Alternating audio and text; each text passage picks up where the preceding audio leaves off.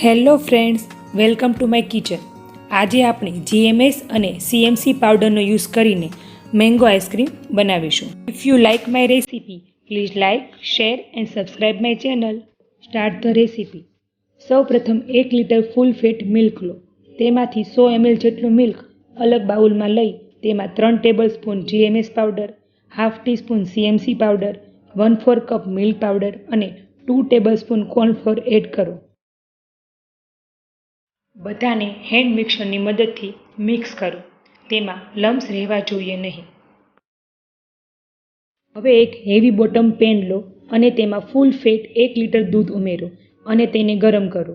દૂધ ગરમ થઈ જાય પછી તેમાં રેડી કરેલ મિલ્ક મિક્સર એડ કરો અને ઝડપથી મિક્સ કરો જેથી તેમાં લમ્સ ન પડે અને તેને કન્ટિન્યુઅસલી મિક્સ કરતા જાઓ. ત્યારબાદ તેમાં 1 કપ જેટલી ખાંડ ઉમેરો અને તેને મિક્સ કરો.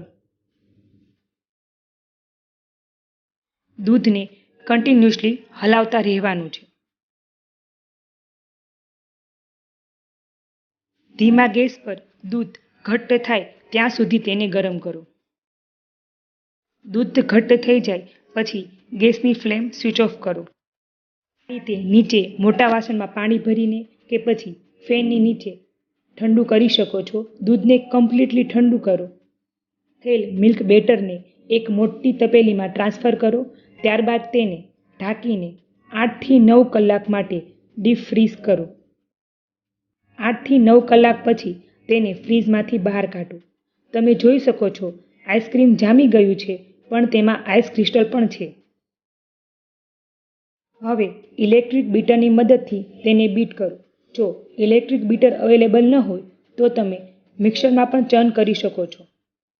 2 થી 3 મિનિટ માટે લો સ્પીડ પર બીટ કરો.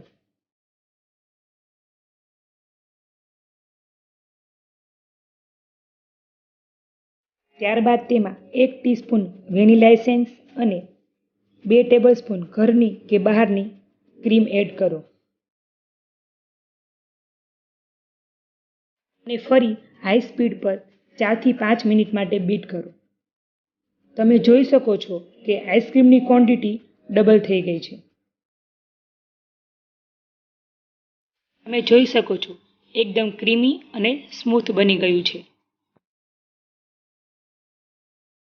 તપેલી ફૂલ ભરાઈ ગઈ હતી એટલે મેં થોડું મિક્સર અલગ લઈ લીધું છે.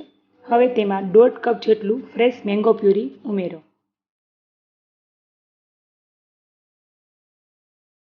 અને ફરી 2 થી 3 મિનિટ માટે લો સ્પીડ પર બીટ કરો.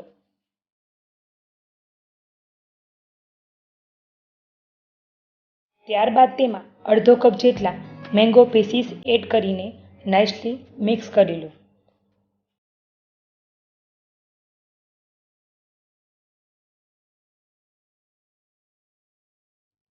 ત્યારબાદ એક એરટાઇટ કન્ટેનર લો અને તેમાં બધું મિક્સર એડ કરી દો.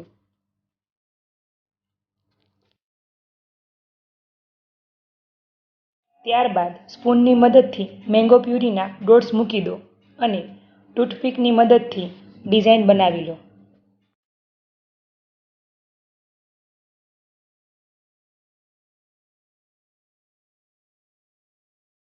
હવે ઢાંકણ બંધ કરી 8 થી 9 કલાક માટે ફરી ડીપ ફ્રીઝ કરો.